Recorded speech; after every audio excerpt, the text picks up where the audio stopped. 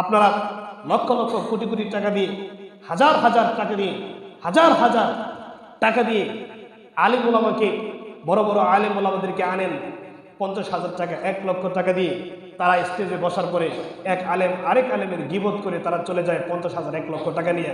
আর আপনার মসজিদের ইমাম সাহেব কোরআন এবং হাদিস থেকে তাফসির করে, আপনার মসজিদের ইমাম সাহেব কোরআন এবং হাদিস থেকে তাফসির করে, একটা কথা বাহিরে বলে না, তারপরেও তার বেতন হচ্ছে 6,000 টাকা। তারপরে তার বেতন হচ্ছে কয় টাকা? উচিত তো ছিল তোমার মসজিদের ইমামকে 50,000 টাকা বেতন দাও, আর যাকে তুমি ভাড়া করে এনেছো তাকে তুমি সম্মাননা দাও, হাদিয়া দাও, আলেম হিসাবে তাকে মর্যাদা দিয়ে দাও। কারণ সে তো দিন প্রচার করার জন্য এসেছে। আমার রাসূল পুরো পৃথিবীতে দিন প্রচার করেছেন, এই জন্য কয় টাকা ইনকাম করেছেন আমাকে বলে। রাসূল সাল্লাল্লাহু আলাইহি ওয়াসাল্লাম তায়েফের ময়দানে দিন প্রচারের জন্য গিয়েছিলেন। তায়েফবাসী তাকে কয় টাকা দিয়েছিলেন আমাকে বলেন? বিনিময়ে কি দিয়েছিলেন জানেন? বিনিময়ে দিয়েছিলেন রক্ত উপহার, বিনিময়ে দিয়েছিলেন দিনের দাওয়াতের বিনিময়ে দিয়েছিলেন ইট পাটকেলের উপহার।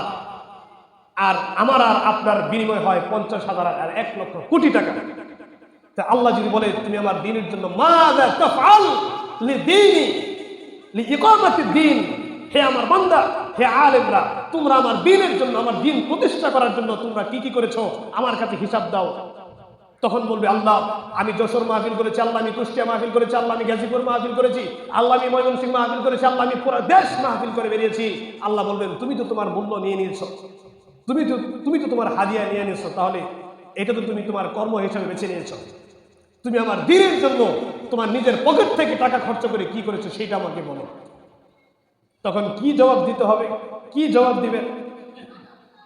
তখন মানুষ কি জবাব দিবে? তখন আলেমরা কি জবাব দিবে? তো আমি এইটাই বলতে চাই, কুল হাল ইয়াস্তাবিল্লাযীনা ইয়ালামুনা ওয়াল্লাযীনা লা ইয়ালামুন। আল্লাহ বলছেন যারা জানে আর যারা জানে না তারা কখনোই সমান হতে পারে না। আমার রাসূল ঘুরে ঘুরে ইসলাম প্রচার করেছেন, বিনিময়ে তাকে বলেছেন নুন ওয়াল কলামি ওয়া মা ইয়াসতুরুন মা আনতা বিনি'মাতি রাব্বিকা বিমাজনুন। আমার রাসূল ঘুরে ঘুরে দিন প্রচার করেছেন, আর মানুষ তাকে বলেছে পাগল, উপহার দিয়েছে পাগল। মানুষ তাকে বলেছে মোহাম্মদ পাগল হয়ে গেছে, মোহাম্মদ জালেম হয়ে গেছে, আমাদের মূর্তি পূজা থেকে মোহাম্মদ বাধা দেয়। তো দিন প্রচার করতে হবে এরকম ভাবে। আমাদের এখন ওয়াজ মাহফিল গুলো এগুলো ব্যবসায় পরিণত হয়ে গেছে, কথা বলেন ঠিক কিনা?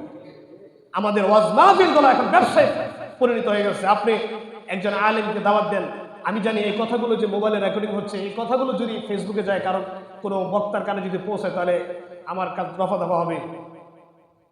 সম্মানিত দিনী ভাই, কোন আলেমকে যদি আপনি বলেন, যারা ইউটিউবের বক্তা, যারা ফেসবুকের বক্তা যারা আছেন, যারা টিকটকের বক্তা যারা আছেন, তাদেরকে, যারা সেলিব্রিটি বক্তা আছেন, তাদেরকে যদি 5,000 টাকা দিয়ে বলেন আমার এখানে আসতে হবে, আমার এখানের মানুষ গুমরা হয়ে যাচ্ছে, আপনাকে এখানে আসতে হবে দিনের দাওয়াত দেওয়ার জন্য, 50 বছরে ওই সমস্ত বক্তাদের সিরিয়াল পাওয়া যাবে না। 50 বছরেও পাওয়া যাবে না। কেন পাওয়া যাবে না? কারণ ওয়াজ মাহফিল ইজ ফ্যাশন টুডে। আজকের দিনে ওয়াজ মাহফিল হয়ে গেছে ফ্যাশন, কনসার্টের রূপে পরিণত হয়ে গেছে। তো আমি এইদিকে যেতে চাই না। আমি বলতে চাই ওই সমস্ত প্রকৃত আলেমদের কথা, ওই সমস্ত প্রকৃত হুজুরদের কথা, যারা আল্লাহর দ্বীনকে প্রচার করে, যারা আল্লাহর দ্বীন শিক্ষা করে, যারা আল্লাহর দ্বীনকে সমাজে প্রতিষ্ঠিত করতে চায়, আমি তাদের কথাই কোরআনুল কারীমের ভাষায় বলতে চাই যে যারা জানে আর যারা জানে না তারা কখনোই সমান হতে পারে না। সম্মানিত দ্বীনী ভাই, আল্লাহ রাব্বুল আলামিন এই জন্যই রাসূল সাল্লাল্লাহু আলাইহি ওয়াসাল্লাম হাদিসের ভিতরে বলেছেন, আন আব্দুল্লাহ ইবনে 187 নম্বর হাদিস, রাওয়াহু মিশকাত, আন আব্দুল্লাহ ইবনে আমর রাদিয়াল্লাহু তাআলা আনহুমা ক্বালা ক্বালা রাসূলুল্লাহ সাল্লাল্লাহু আলাইহি ওয়াসাল্লাম বাল্লিগু আন্নী ওয়ালাউ আয়াতান ওয়াহাদ্দিসু আন বনি ইসরাঈল ওয়ালা হারাজা ওয়া মান কাযাবা আলাইয়া মুতাআম্মিদান ফালইয়াতাবাওয়া মাকআদাহু মিনান নার। রাসূল সাল্লাল্লাহু আলাইহি ওয়াসাল্লাম বলেছেন, তোমরা আমার পক্ষ থেকে যারা আলেম রয়েছেন, এই যে আপনারা আজকে দিন শিখতেছেন, হাদিস শুনতেছেন, আপনারা এক হাদিসের আলেম। আপনারা যদি আজকে একটা হাদিস শিখেন, এই একটা হাদিসের আলেম, জানলেওয়ালা। তো একটা হাদিস যদি শোনেন আর জানেন, একটা হাদিসকে মানুষের কাছে প্রচার এবং প্রসার করে দিতে হবে। এই জন্য রাসূল বলছেন, বাল্লিগু আন্নী ওয়ালাউ আয়াতান। যদি এমন একটা কথা জানা থাকে যেটা আমার মুখ থেকে বের হয়েছে, এমন একটা কথা তোমাদের জানা থাকে, তাহলে সেটা তুমি মানুষের মাঝে তাবলীগ করে পৌঁছিয়ে দাও। বাল্লিগু আন্নী ওয়ালাউ আয়াতান সেটা মানুষের মাঝে তুমি তাবলীগ করে পৌঁছে দাও। ওয়াহাদিসু আন বনি ইসরাঈল, আর এটা যদি তুমি বনি ইসরায়েলের কোনো মুখ থেকে শোনো, কোনো বনি ইসরায়েলের মুখ থেকে, যে ইহুদি খ্রিস্টানের মুখ থেকে শোনো যে রাসূল এই কথা বলেছেন, সেই যদি এটা প্রমাণ করতে পারে এটা রাসূলের কথা, তাহলে তার কথাও তুমি মানো, তার কথা তুমি মানুষের কাছে প্রচার করো। কোন খ্রিস্টান যদি বলে রাসূল সাল্লাল্লাহু আলাইহি ওয়াসাল্লাম বলেছেন যে প্রত্যেকটা মুসলমান নর নারীর উপরে কোরআন হাদিস শিক্ষা করা ফরজ, দ্বীনি ইলম শিক্ষা করা ফরজ, তাহলে এই খ্রিস্টানের কথা আপনাকে মানতে হবে। এটা রাসূলের হাদিসের দলিল। তারপর বলছেন ওমান কাযাবা আলাইয়া মুতাআম্মিদান ফালইতাবাওয়া মাকআদাহু মিনান নার। যে ব্যক্তি রাসূলের নামে কোনো মিথ্যা কাহিনী বলে মানুষকে ওয়াজ নসিহত করবে, যে ব্যক্তি মানুষের কাছে রাসূলের হাদিসের কথা বলে নিজে বানোয়াট কোনো কিচ্ছা কাহিনী বলে মানুষের কাছে প্রচার এবং প্রসার করবে, সেই জন্য তার নিজের স্থানকে জাহান্নামী করে নেবে। নাউযুবিল্লাহ। এমন বক্তা কি আছে না? নাই। এমন আলেম পৃথিবীতে নাই। ওয়াজ মাহফিলের ময়দানে 3 ঘন্টা 2 ঘন্টা 2.5 ঘন্টা ওয়াজ করে একটাও মুখ থেকে কোরআন এবং হাদিস বের হয় না, এরকম মাহফিল প্রত্যেক দিনই পৃথিবীতে 50,000 মাহফিল হয়। মানুষকে কিচ্ছা কাহিনী শোনায় আজও পর্যন্ত, যেখানে কোরআন হাদিসের ছোঁয়া মাত্র নাই। সম্মানিত দ্বীনি ভাই, রাসূল সাল্লাল্লাহু আলাইহি ওয়াসাল্লাম বলেছেন মান ইউরিদুল্লাহু বিহি খায়রান ইফাক্কিহু ফিদ-দ্বীন, মান ইউরিদুল্লাহু বিহি খায়রান ইফাক্কিহু ফিদ-দ্বীন। হযরত আবু হুরায়রা রাদিয়াল্লাহু তাআলা আনহু থেকে বর্ণিত, তিনি বলেন রাসূল সাল্লাল্লাহু আলাইহি ওয়াসাল্লাম বলেছেন আল্লাহ যার ভালো চান, আল্লাহ যার কল্যাণ চান, আল্লাহ যার ভালো চান, আল্লাহ যার কল্যাণ চান, তাকেই একমাত্র দ্বীনের জ্ঞান দান করেন, অন্য কাউকে দ্বীনের জ্ঞান দান করেন না। আচ্ছা, ফ্যাক্টরির ভিতরে আপনারা যারা চাকরি করেন, যারা অফিসার আছেন, যারা ওয়ার্কার আছেন, সুপারভাইজার আছেন, সবাই কি অপারেটর? সবাই কোনো হেল্পারকে কি প্রথমে কি অপারেটর বানিয়ে দিবে? সে কাজ শিখে শিখে তাকে অপারেটর হওয়া লাগে। এই জন্যই আমরা জানি আল্লাহ চাইলে আমাদের সবাইকে দ্বীনের জ্ঞান দান করতে পারতেন, কিন্তু সবাইকে আল্লাহ দ্বীনের জ্ঞান দান করবেন না। কেন? কারণ আল্লাহ কেবল যাকে ভালোবাসেন, আল্লাহ কেবল যাকে ভালোবাসেন, যাকে পছন্দ করেন, আল্লাহর নজর যার দিকে পড়বে, কেবলমাত্র সেই দ্বীনের জ্ঞান অর্জন করতে পারবে, আর অন্য কাউকে আল্লাহ রাব্বুল আলামিন দ্বীনের জ্ঞান দান করবে না।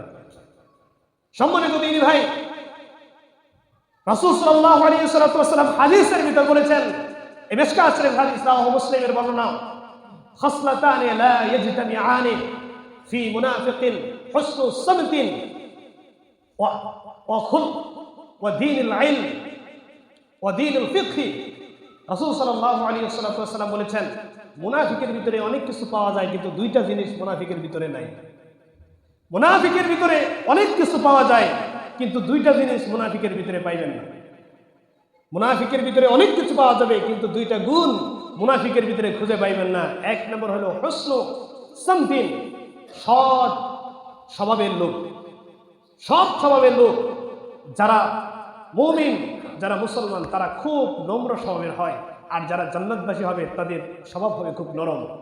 দেখবেন যারা কথায় কথায় চেতে যায়, যারা কথায় কথায় চেতে যায়, যাদেরকে দেখলে ভয় লাগে, বুঝবেন ওটার ভিতরে কোনো মুমিনের গুণ নাই। পৃথিবীতে আমাদের দেশের ভিতরে অনেক মুহাদ্দিস আছে, আমাদের দেশের ভিতরে অনেক বড় বড় বুজুর্গ লোক আছে, যাদের কাছে হুজুররা আমরা নিজেরাই যাইতে ভয় পাই, কোন সময় কি বলে ধমক মারে। এইটা আল্লাহ রাসূলের আদর্শ নয়। রাসূলের কাছে একজন কাফিরও যেতে পেরেছে, রাসূলের কাছে একজন মুনাফিকও যেতে পেরেছে, রাসূলের কাছে বাদশাও যেতে পেরেছে, রাসূলের কাছে একজন গোলামও যেতে পেরেছে। রাসূল এমন ভাবে কথা বলতেন, রাসূলের মুখ থেকে জীবনে কোনোদিন হাসি দূর হয় নাই। সুবহানাল্লাহ। আর আমাদের সমাজের ভিতরে, আমাদের দেশের ভিতরে এমন কিছু মুহাদ্দিস আছে, এমন কিছু বুজুর্গ লোক আছে, যাদের কাছে যাইতে বলছেন আগে ধমক দেওয়া বসে।